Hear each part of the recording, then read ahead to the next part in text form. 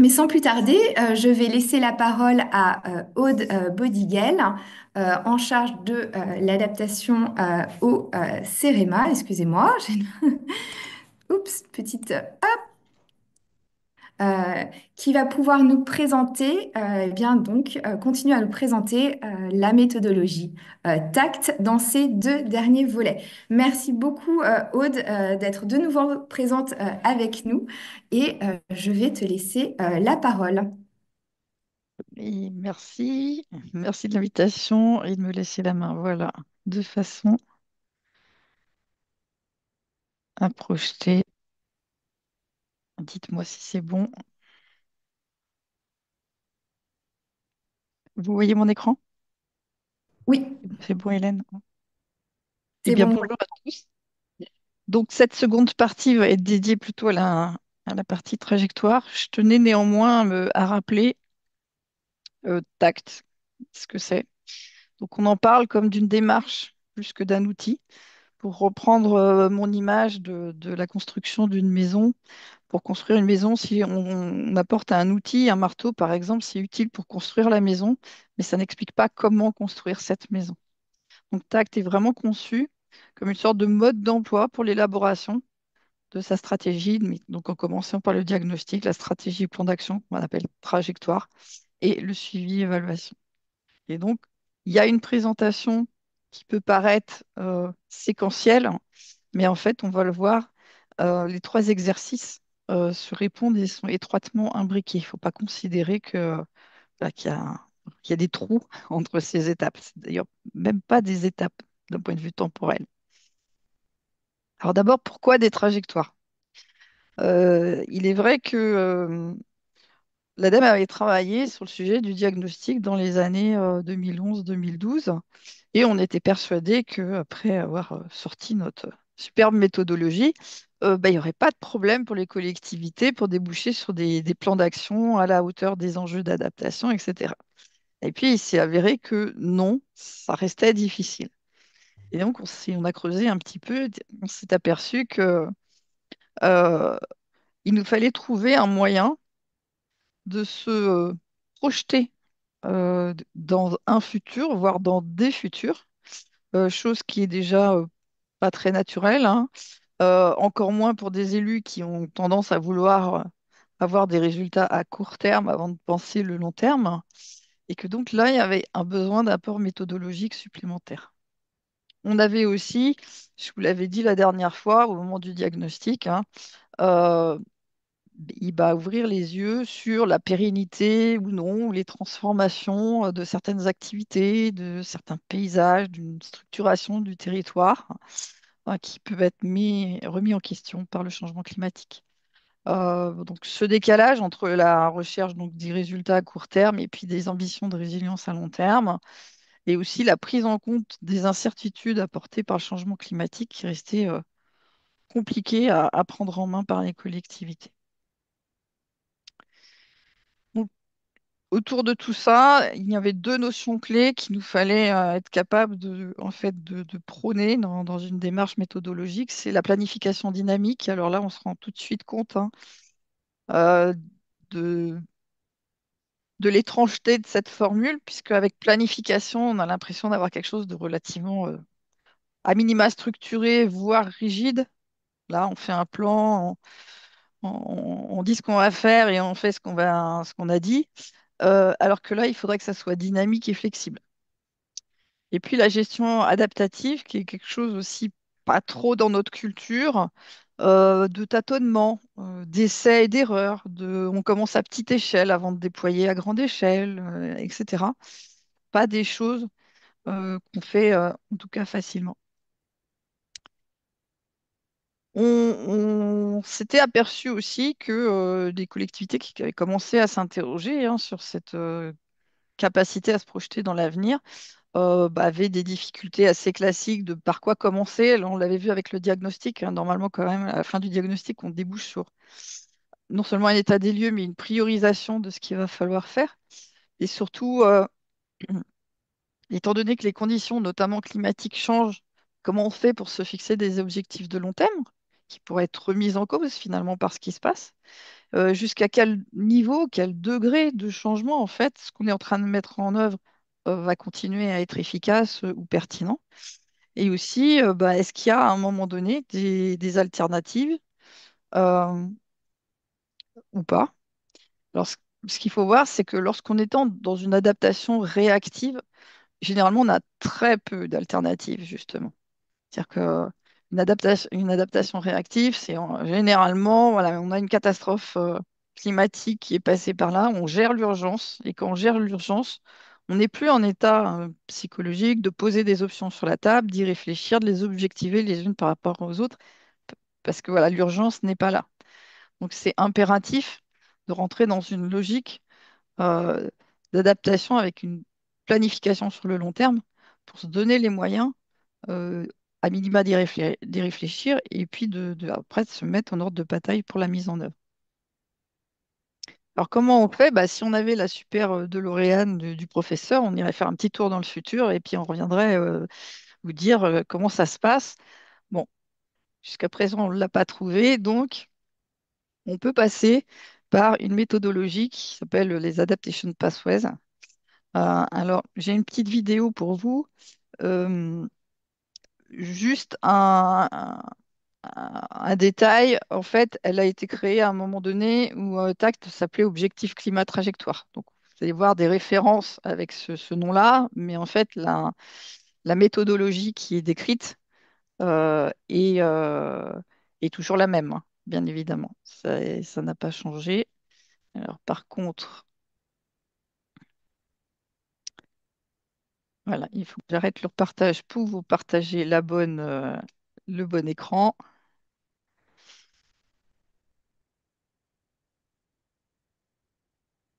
Et normalement, Hélène, tu me diras si le son passe bien.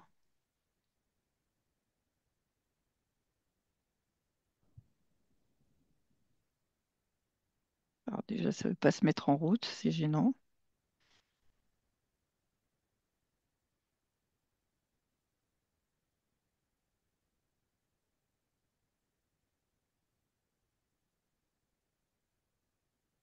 Bon, et ça ne veut pas fonctionner. Hélène, tu peux aller sur YouTube ou pas? Euh, oui, oui, Je oui. t'avais envoyé le lien. Je vais, alors, le temps que je le retrouve, mais oui, je vais le retrouver. Je ne sais pas Hop. pourquoi ça ne va pas se mettre en route. C'était en route tout à l'heure, mais voilà. Tu peux réessayer. Moi, ça m'est arrivé plusieurs fois quand j'ai essayé de lancer des vidéos sur Zoom.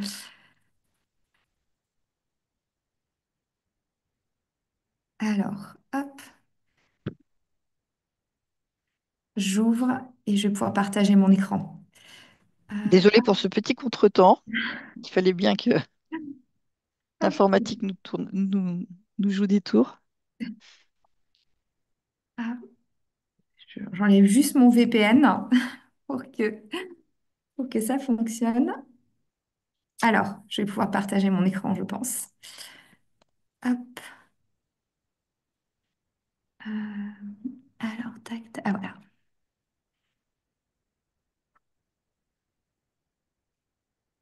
Vous êtes en charge de l'adaptation d'un territoire au changement climatique. Vous déployez peut-être déjà une stratégie climat répondant aux impacts de demain. Mais quid d'après-demain? Quand le territoire subira un impact climatique plus sévère, quand les actions prévues ne suffiront plus, quel nouvel horizon envisager alors pour le territoire? Quelles nouvelles adaptations en conséquence? Avec ce module d'objectif climat, penser l'avenir d'un territoire, ce n'est plus la mer à boire.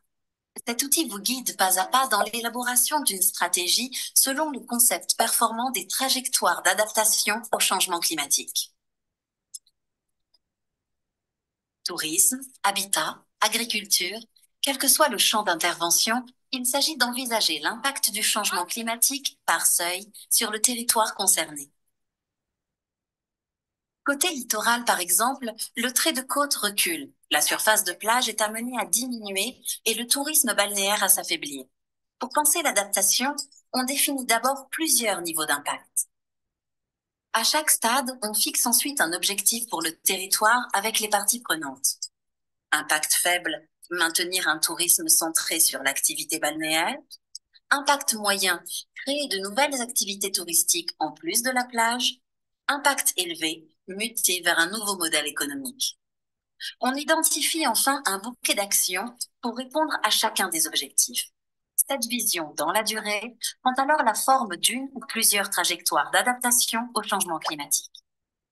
Ces trajectoires posent les jalons d'un avenir robuste pour le territoire. Elles permettent également de vérifier que l'action à court terme est compatible avec les projets ultérieurs et de préparer le terrain pour les futures étapes.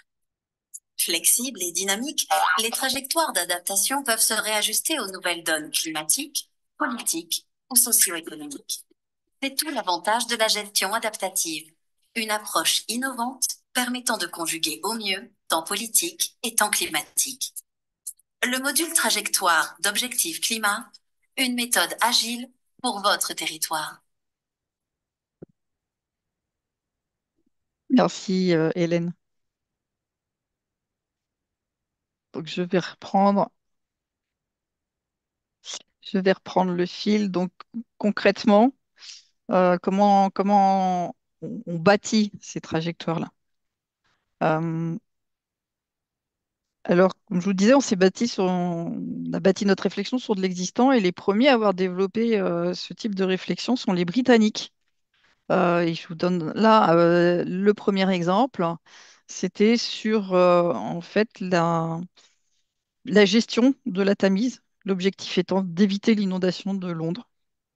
Et donc, ils ont décidé de se projeter dans le temps, non pas par rapport à des dates fixes, hein, qu'est-ce qu'il faudra qu'on ait fait d'ici 2050, voilà, en essayant de trouver des projections, mais de regarder finalement un impact. Ici, l'impact, c'est l'élévation du niveau de la mer, qui forcément débouche sur une élévation du niveau de la Tamise. Et vous voyez qu'ils se projettent très très loin, puisqu'ils envisagent, je ne sais pas si vous voyez ma souris, mais plus 1 mètre, plus 2 mètres, plus 3 mètres, voire plus 4 mètres. Donc on va vraiment très très loin. Vous avez en haut, hein, alors ça date un petit peu, mais les projections d'élévation des niveaux des mers hein, pour 2100, on est plutôt aux alentours d'1 mètre. Mais dans les scénarios les plus pessimistes, on dépassait largement les 2,50 m. Et donc, on a ces fameuses options qui sont posées. Voilà. Actuellement, il y a le système actuel, l'amélioration des défenses actuelles, d'accord. On voit que c'est pas très pérenne dans le temps. C'est-à-dire qu'à partir, on ne sait pas quand, on ne sait pas si ça sera en 2020, 2030, 2040, mais euh, que les défenses actuelles ne vont pas suffire et qu'il va falloir engager d'autres types d'investissements. Donc, on a bien un certain nombre d'options qui sont ouvertes. Ces options sont elles-mêmes plus ou moins durables dans le temps. Voilà. Donc, elles ont une longueur différente. Et lorsqu'on sentira qu'on s'approche de ce seuil fatidique, on se rapproche peut-être des, je sais pas, plus 80 centimètres, il va falloir prendre de nouvelles décisions d'investissement. C'est une façon d'anticiper, de poser toutes ces options sur la table. On n'est pas obligé de décider maintenant si on est au moment de existing system ici. Par contre, on les a sur la table. On sait qu'il y en a qui seront peut-être coûteuses, mais qui vont durer très très longtemps, qui seront très pérennes. D'autres, voilà, qui dureront beaucoup moins longtemps. Donc, il faudra les compléter à un moment donné. On anticipe déjà ce moment où il faudra anticiper pour avoir encore l'étape d'après. Euh, Juste un petit clin d'œil hein, sur le titre Repenser l'adaptation pour un monde à 4 degrés. C'est ce que nous propose la nouvelle trajectoire de réchauffement de référence pour la France, hein, une France à 4 degrés. Sauf que voilà, les Britanniques, ils y réfléchissaient, on était en 2011. Alors les trajectoires d'adaptation, c'est se dire aussi qu'il n'y a pas une façon unique de répondre aux impacts du changement climatique. Donc on peut envisager au jour d'aujourd'hui plusieurs trajectoires. Elles peuvent être plus ou moins ambitieuses, elles peuvent s'appuyer sur des techniques différentes, sur des partis pris différents, etc. Et que finalement, la robustesse va venir de cette combinaison d'actions On va essayer de positionner les unes par rapport aux autres. Et ce mécanisme de pensée a été théorisé par les Pays-Bas.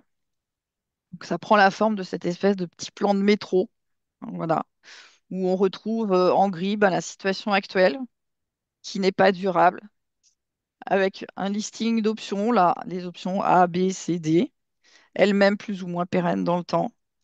Et à chaque fois que vous avez un petit cercle donc, qui permet de changer d'option éventuellement, bah, se reposer la question de est-ce que je continue sur la trajectoire ou est-ce que je bifurque sur une autre trajectoire avec d'autres options, parce que les conditions, qu'elles soient climatiques ou socio-économiques, ont évolué. Donc du coup, cette notion de seuil, on va y revenir, mais est vraiment centrale. C'est-à-dire essayer d'anticiper les moments où tout ce qu'on a mis en œuvre, en fait, euh, va se retrouver peut-être périmé. Un exemple simple, des collectivités font du rechargement des plages en sable. Voilà, bah, ça dure quelques années, mais très vite, il faut en remettre. Donc c'est très coûteux. Et il y a bien un moment donné où l'élévation du niveau de la mer sera telle que ce ne sera même plus la peine d'envisager cette option-là. Alors le cadre conceptuel, nous on l'a simplifié avec tact, hein. On se dit on va déjà essayer d'évaluer 3 niveaux d'impact, là où les Britanniques allaient jusqu'à 5 avec plus 4 mètres d'élévation du niveau de la mer. On raisonne donc en niveau d'impact et non pas en date. On a donc des seuils à fixer.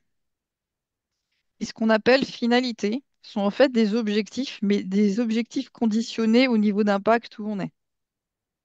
Donc ce sont des objectifs qui ont eux-mêmes une durée de vie limitée. On voit apparaître la nécessité d'avoir des indicateurs de suivi pour essayer d'évaluer la situation et de voir si on franchit un seuil ou pas. Alors, euh, ce vocabulaire, hein, ce vocable d'indicateur de suivi euh, peut introduire de la confusion parce que, par exemple, dans l'évaluation des PCAET, on parle d'indicateur de suivi des actions, par exemple. Parce que mon action, elle est entamée, en cours, terminée, etc., sont aussi des indicateurs de suivi. Là, on n'est pas tout à fait sur le même type d'indicateur. Là où je vous disais que les séquences diagnostic, stratégie, élaboration de la trajectoire sont étroitement mêlées, c'est que ces niveaux d'impact, en fait, normalement, vous les avez approchés lorsque vous avez fait le diagnostic. Alors, soit jusqu'à présent, on regardait par exemple un panel de scénarios, ce qui pouvait aider à déterminer des niveaux d'impact différents. Là, désormais, on a vraiment la traque, effectivement, mais on peut se baser, par exemple, sur le minimum ou sur le maximum pour essayer d'évaluer, en fait, les niveaux d'aggravation possibles.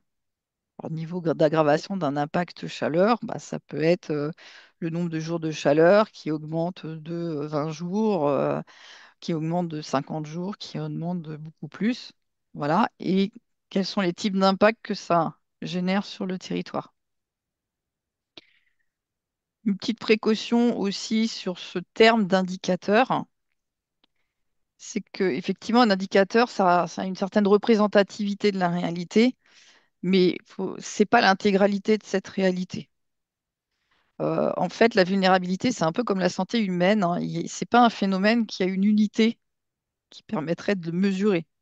Donc, on peut se dire, par exemple, la température du corps humain, c'est un indicateur de santé. Alors, si vous avez de la fièvre, c'est que vous êtes malade. Par contre, ça ne vous précise pas quelle maladie. Et à l'inverse, si vous n'avez pas de fièvre, ça ne veut pas dire que vous n'êtes pas malade. Donc, le problème de la vulnérabilité, voilà, on n'a pas une unité commune qui permettrait de dire de quelle manière je suis vulnérable.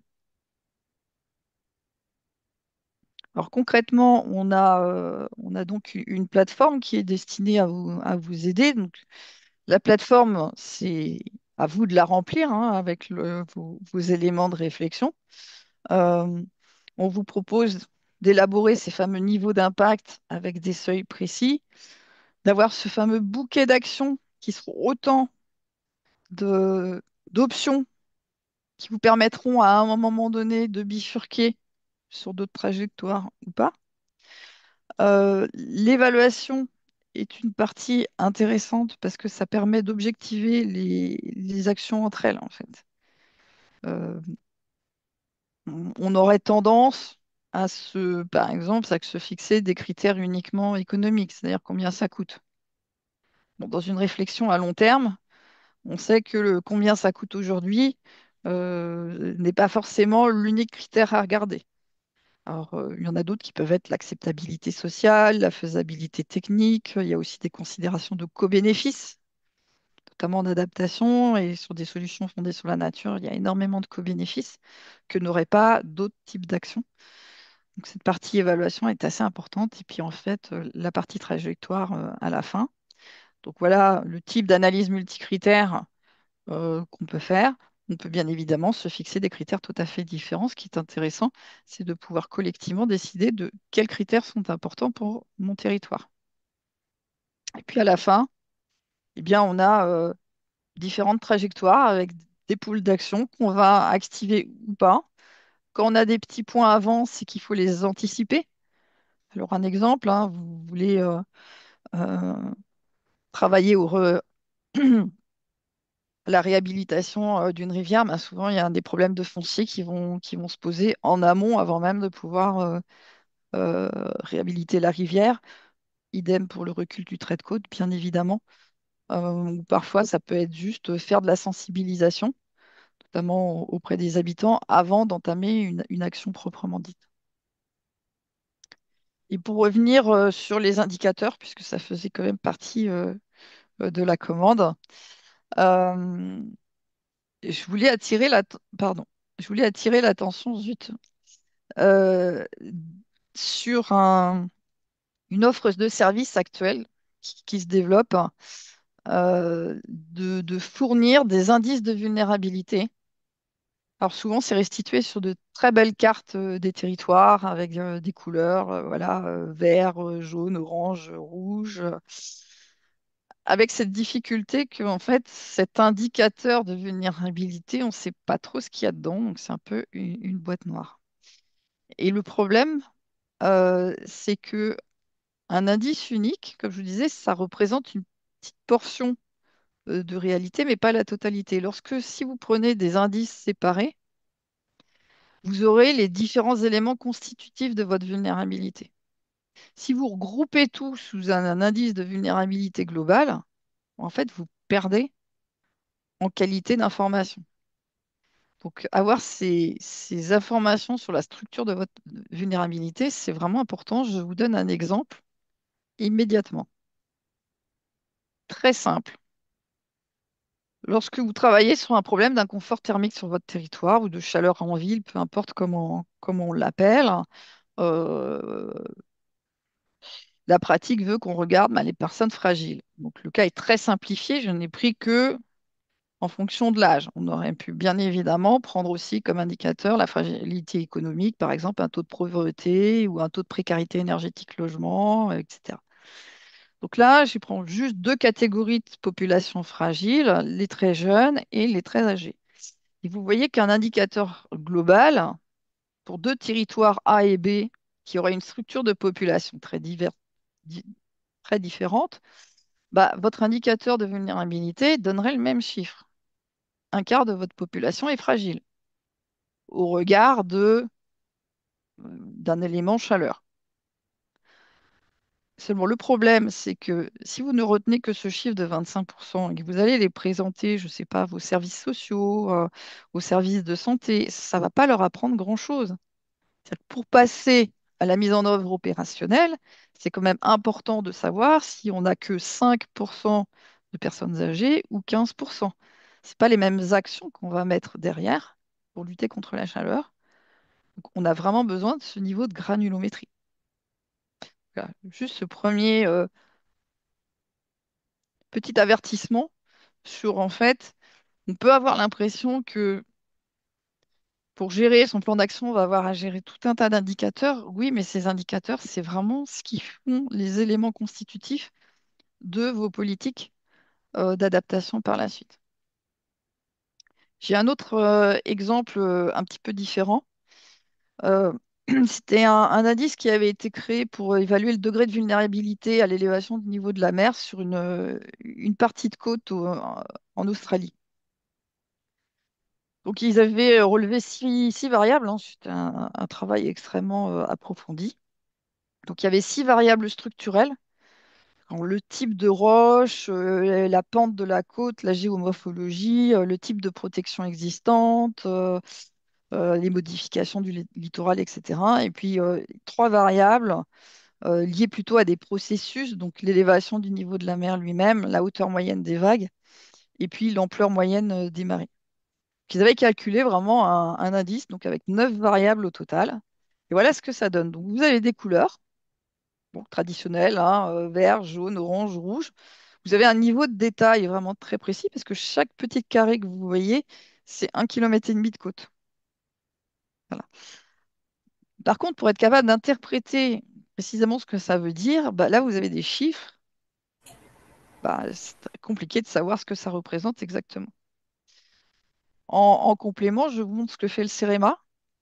Donc là, c'est extrait de Facilitact, mais ce sont des données CEREMA. C'est l'indicateur national d'érosion du trait de côte, où on a quelque chose de beaucoup plus simple, qu'ils ont pris des photos les plus anciennes possibles, hein, les années 50, des photos de maintenant.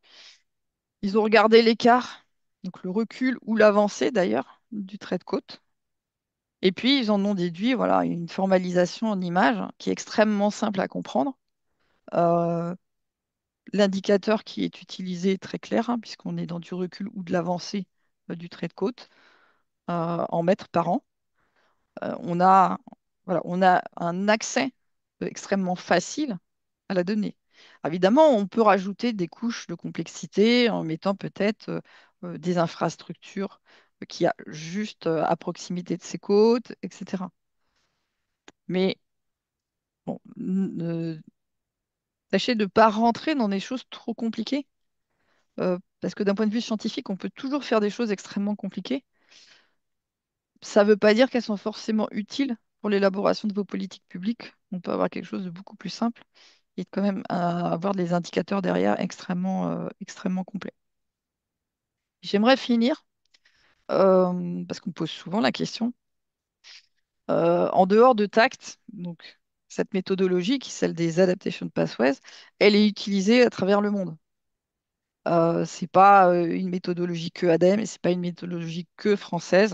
Donc, je vous ai mis un certain nombre d'exemples relevés dans des articles, la littérature scientifique qui en fait état.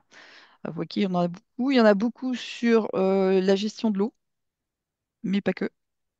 On peut aussi l'adapter à une logique de filière, d'adaptation des filières. Donc, au niveau mondial, il y a eu quelque chose de spécifique sur la production mondiale de blé.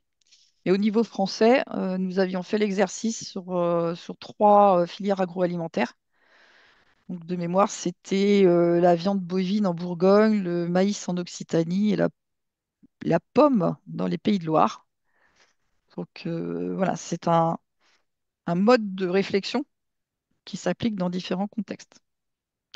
Et si je devais conclure sur peut-être la définition à retenir de ce que c'est qu'une trajectoire d'adaptation, bah, c'est un séquençage d'actions dans le temps, mais en fonction d'un niveau d'aggravation d'un impact.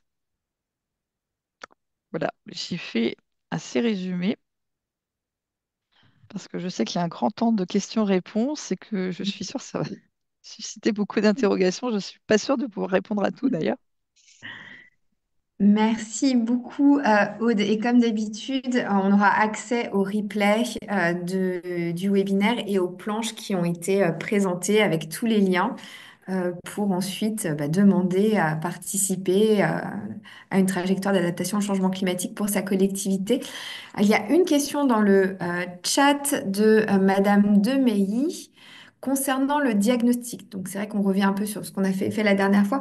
Peut-on partir de celui du PLU ou encore de flocons verts? Alors je ne sais pas à quoi ça fait référence exactement. Je ne connais pas cette initiative, ou plutôt faut-il repartir de zéro quand on fait son diagnostic vulnérabilité? Alors, non, il y a aucun intérêt à repartir de zéro. Par contre, ce qui est intéressant, c'est d'être capable d'identifier les manques, pour le coup. Par exemple, un diagnostic des PLU, peut-être qu'il y a certaines thématiques qui seraient abordées dans un plan climat, par exemple, et qui ne l'auraient pas été dans le PLU. Ça peut être aussi vérifier que vous n'avez pas que des indicateurs d'exposition au climat. C'est-à-dire que c'est bien d'avoir de la projection climatique.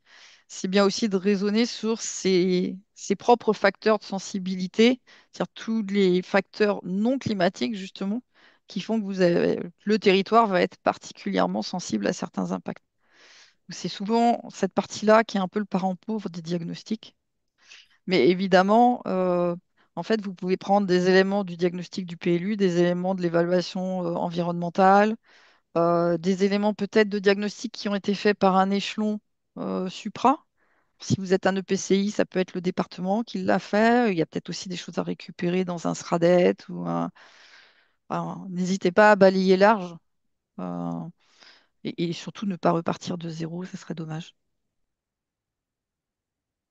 Merci Aude. Nous avons une question d'Alexis Imbert. Euh, Bonjour, je comprends qu'un indice de vulnérabilité globale est à traiter avec précaution, mais que préconisez-vous d'autre pour faire passer un message simple et clair auprès d'élus potentiellement réfractaires à considérer cette problématique? Alors, je suppose que pour la problématique, c'est la problématique de l'adaptation de façon générale. Euh, je pense qu'on a là une difficulté qui tient pas tant à l'indicateur qu'on va mettre sous le nez des élus qu'à la façon de leur présenter cette information. Pour moi, on se heurte là à un problème entre euh, une information qu'on considère comme quelque chose d'extérieur, scientifique, froid, et une connaissance qui est quelque chose qu'on s'est approprié. Donc la difficulté, c'est comment on fait d'un élément d'information, que ça soit un indicateur de vulnérabilité globale, dont certes je vous ai dit, faites attention, mais quel que soit le type d'information, hein, le GIEC a sorti de l'information enfin continue à sortir de l'information climatique depuis des années, sans que ça fasse forcément bouger un certain nombre d'élus, parce que ça reste au niveau de l'information et ça ne descend pas à cette appropriation, cette connaissance, le fait que ok, on se dit, je prends conscience de ce que ça veut dire pour moi, pour mon territoire, et ça me mettra en mouvement. Ça va susciter quelque chose. Généralement, on parle d'émotion, ça suscite une émotion. Cette émotion, elle peut être diverse, hein. Ça peut être la colère, ça peut être le déni, mais au moins, ça suscite quelque chose. Ça veut dire que c'est commencer l'appropriation. On dit beaucoup quand on débute une démarche d'adaptation, il y a un peu la courbe du deuil et qu'en fait, on s'engage à différents niveaux suivant à quel endroit de la courbe on est. Là, on rentre dans des considérations sur le changement de comportement, donc je vous renverrai bien peut-être sur un prochain webinaire ou sur des formations très spécifiquement. Mais quand on sait ce qui bloque chez quelqu'un, euh, on saura aussi comment lui apporter correctement l'information pour que ça ne provoque pas un blocage, mais qu'on reste dans l'action. Alors peut-être justement en complément par rapport à ce que tu disais, Aude, sur l'aspect un peu psychologique du rapport à la méthodologie, il y a un travail qui est prospectif, hein, qui est mené notamment, c'était le professeur Duva, qui est auteur du GIEC, qui était venu nous présenter lors du deuxième webinaire la manière d'approcher justement la vulnérabilité, la problématique d'adaptabilité au territoire dans les territoires d'outre-mer, qui justement se base plus sur une méthodologie qui intègre aussi le facteur culturel, sociologique et psychologique, et qui travaille justement à l'intégration de ces facteurs-là et en lien avec une thèse qui est financée par l'ADEME avec à horizon plus ou moins court l'intégration de ces facteurs-là pour enrichir la méthodologie. Alors, question de, alors on reste, on revient sur notre sujet. François Bertrand, existe-t-il des méthodes disponibles d'évaluation territoriale des coûts et des coûts évités versus les coûts de maladaptation? Si c'est pas anonyme, je pense que la personne a la réponse. Euh, alors, je sais que les Pays-Bas ont commencé une réflexion d'évaluation des coûts des trajectoires. C'est la petite différence entre les adaptation pathways et les dynamic adaptation pathways, où ils essayent d'anticiper des coûts et en disant ben, finalement les fameuses options, les fameuses alternatives qui sont proposées, on essaye d'évaluer au jour d'aujourd'hui leurs coûts par rapport à certains bénéfices pour voir si finalement ça me permet de trancher, d'aider et d'être une aide à la décision dans est-ce qu'il vaut mieux que je fasse un investissement très coûteux maintenant ou plusieurs petits qui coûtent peut-être un peu moins cher, mais il va falloir finalement que peut-être tous les 10 ou 15 ans, bah, je remette au pot quelque chose, je reconstruise. Voilà. C'est extrêmement complexe. Ça me semble pas être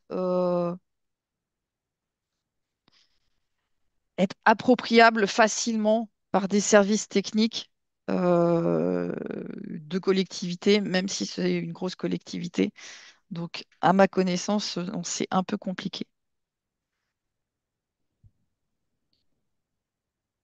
Et après, enfin, c'est ce que tu disais aussi, Aude, une des manières de lutter contre la maladaptation, c'est d'assurer la bonne adéquation temporelle entre la solution qu'on met en œuvre et puis sa durée de vie. Par exemple, on n'adapte pas de la même manière une modification d'une culture sur un champ ou un revêtement de route versus une infrastructure très lourde ferroviaire, par exemple. Donc ça, effectivement, en fonction de ce que vous adaptez et de sa durée de vie, c'est important de le prendre en compte. Et puis, les solutions fondées sur la nature sont aussi des actions qui permettent enfin, pas forcément à chaque fois, mais d'éviter ce coût de maladaptation de par les co-bénéfices qu'elle propose également. Et ça sera tout l'objet du prochain webinaire. Je rebondis peut-être sur la question de, enfin, le point, l'élément que rajoute Flavie Martin sur la manière dont la trajectoire démographique d'un territoire est intégrée dans le diagnostic vulnérabilité. Est-ce que c'est un élément qui est pris en compte parce qu'effectivement l'évolution démographique enfin, a un impact sur la manière dont on doit ou on peut adapter son territoire? Alors, on revient sur la méthodologie du diagnostic, mais c'est une question intéressante et importante. Euh, il y a très peu d'indicateurs socio-économiques hein, qui bénéficient de projections. Ah, effectivement, l'évolution démographique en fait partie, mais pas pour tout le monde, effectivement, que pour des grosses métropoles. Enfin, en tout cas, c'est pas pour tout le monde. Ça n'empêche néanmoins que même si on n'a pas d'éléments d'indicateurs projetés dans le temps quand même, c'est très intéressant de se baser sur des tendances. Il y a des analyses croisées, notamment du CEREMA de mémoire, assez intéressantes sur des taux d'artificialisation pour construction de logements en hausse et des populations qui sont en baisse. Donc, je pense qu'on n'a pas besoin forcément de se projeter à qu'est-ce qui va se passer en 2050 pour se rendre compte que dès aujourd'hui, il y a peut-être des questions à se poser sur, sur la logique, sur l'objectif en fait de certaines politiques euh, en fonction de tendances qu'on connaît d'ores et déjà. Enfin, voilà. qu'on a pu, qui sont certes pas projetées, mais qu'on connaît parce que ce sont les tendances actuelles. C'est assez frustrant, hein. Beaucoup de chargés de mission.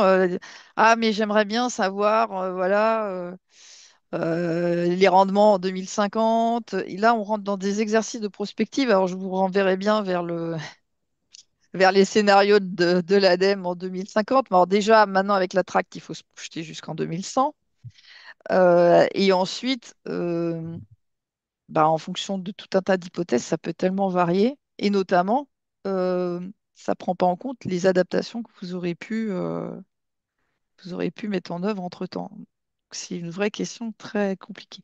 Quant au fait que les données ne soient pas disponibles à la bonne échelle, il faut demander à l'INSEE, hein.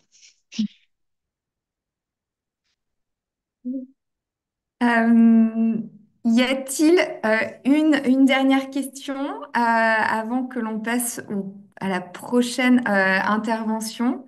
Dans tous les cas, je vous remets dans le chat le site de l'ADEME où vous pouvez vous rendre si vous êtes intéressé pour explorer davantage, en savoir plus, ou alors demander à rentrer dans la méthodologie TACT et dans l'accompagnement qui est proposé par l'ADEME et également méthodologie qui est reprise par le CEREMA. Donc, n'hésitez pas à vous rendre dessus.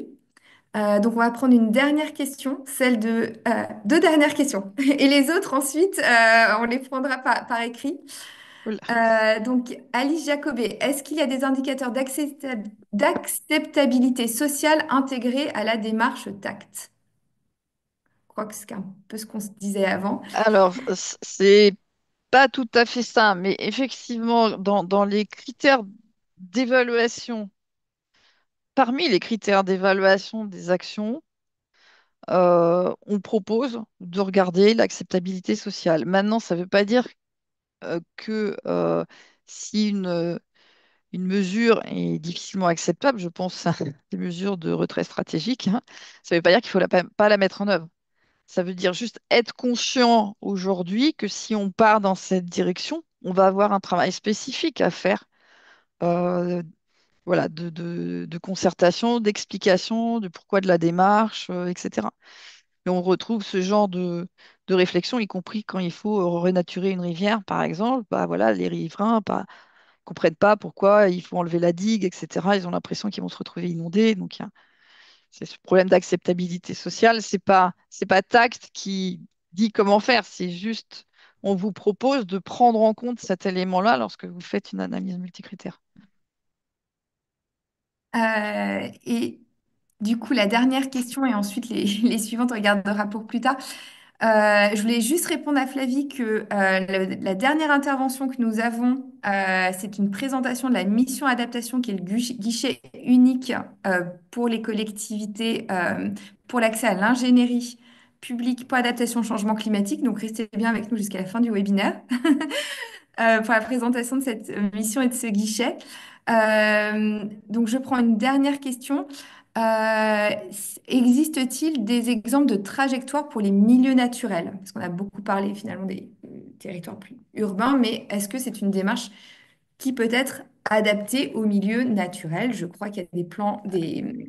Alors, je ne sais pas comment interpréter la question. Je sais qu'il y avait eu le projet Nature Adapt qui, qui s'intéressait notamment à tout ce qui était euh, réserve naturelle, et donc qui s'intéressait plus finalement à l'adaptation des milieux naturels. Après, TACT s'adapte à des espaces, qu'on soit une commune rurale ou urbaine, enfin, littorale, de montagne, il n'y a pas de problème. Mais c'est vrai qu'on ne s'intéresse pas à l'adaptation des milieux naturels en tant que, enfin, voilà, des écosystèmes où nous, on s'intéresse à l'adaptation de l'humain.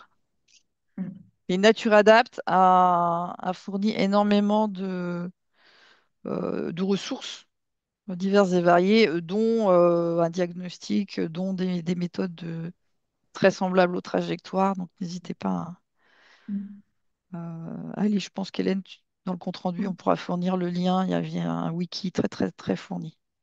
Très bien, merci beaucoup Aude. Et je termine juste avec le suivi de Madame Le Bourgeois qui disait que la question traitait du fait que les collectivités vont être amenées à traiter les impacts sur les milieux naturels. Et effectivement, c'est aussi des analyses sectorielles et une connaissance sectorielle. Alors, justement, nous, dans le cadre de ce cycle de webinaire, on va faire deux focus sectoriels sur les milieux un peu naturels qui sont la forêt, l'adaptation de la forêt en février et eau et changement climatique en mars. Voilà. Merci beaucoup.